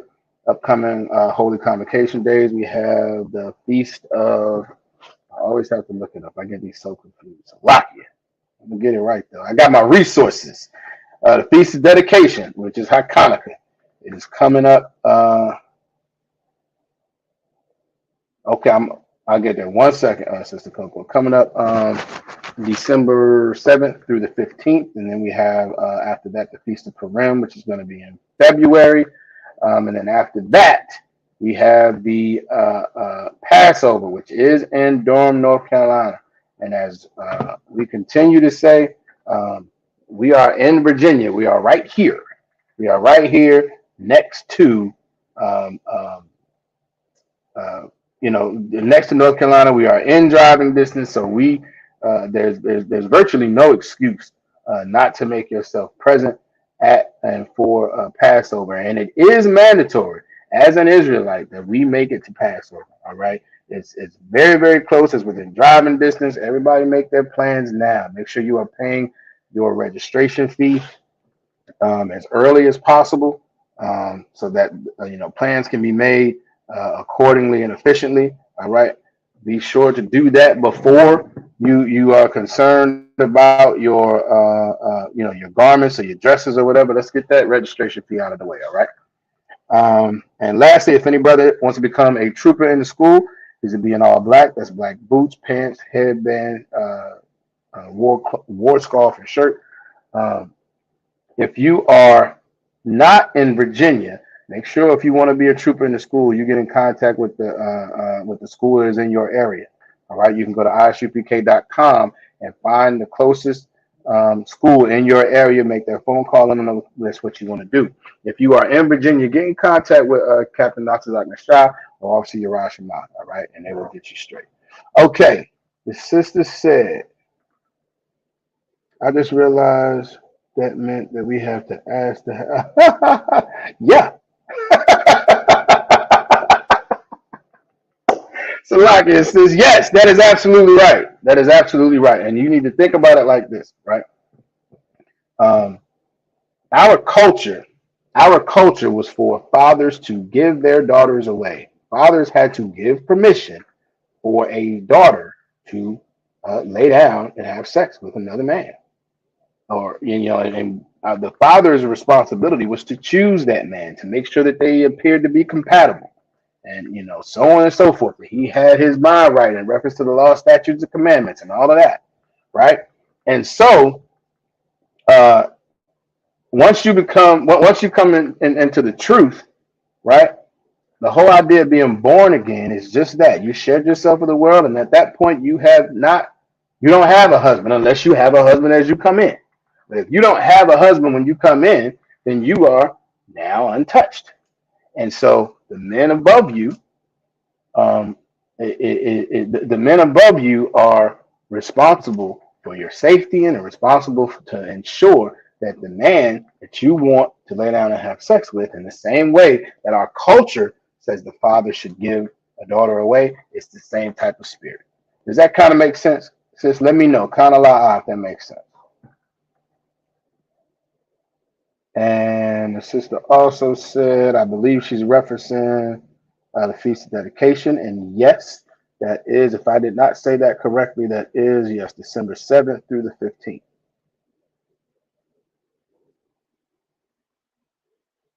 Yes, that is absolutely accurate. All right. I cannot wait for Passover either. Damn right. Okay, no sweat. No sweat. That's Tawab. I'm glad you understand. All right, because again, this coming into the truth can be, and I yonder from that. But coming into the truth, and again, it's something that's so against everything that we have been taught by the Christian church and by the suppressor. So that's why that 6-month period is so important. Not only as we come into the school, right? And we're shedding ourselves of the world and learning what the Most High really wants. But guess what? That 6 month of courting is important too. Because in the world, what people do is they lay down first and then try to figure out whether they really like the person and want to be around the person and has anything in common with the person and that person is good for them and responsible. The world says figure all that out later. What we should be doing is figuring that out first. And after 6 months, you might think you like a brother. Brother might think you want to be with a sister, and then he might figure out, you know what, this is not going to work for me. And better to find that out before you lay down, because once you lay down, it's a wrap. Once you have sex with him, it's a wrap. You can't undo that piece. So the idea is to take your time and allow, all of these things that actually matter in a marriage to be sorted out before the sex piece, and allow a man above you to give you some guidance on that. All right. And the last thing I'm going to say, because I want to just be clear, not that I think you think this is, but somebody else might see this and say, oh, they trying to keep women and control their bodies. And guess what, brothers? It goes both ways. Everybody has to wait 6 months before anybody lays down. All right. Now, if a brother already has a woman, then obviously that's a different scenario. He can get another woman, but he still would have to wait 6 months with that sister before to go through the courting period. All right. All right. With that, we're a little over the time. This was a Tawab class. Again, Tawab for the support, participation and attendance and attention and all that good stuff. All right. We're going to do a courtesy salute to the brothers. Shalom, Yahweh Shem Yahweh. To the sisters, Shalom, Yahweh Shema Nathan, by Hashem Yahweh Shah. All right. Shalom, Israel.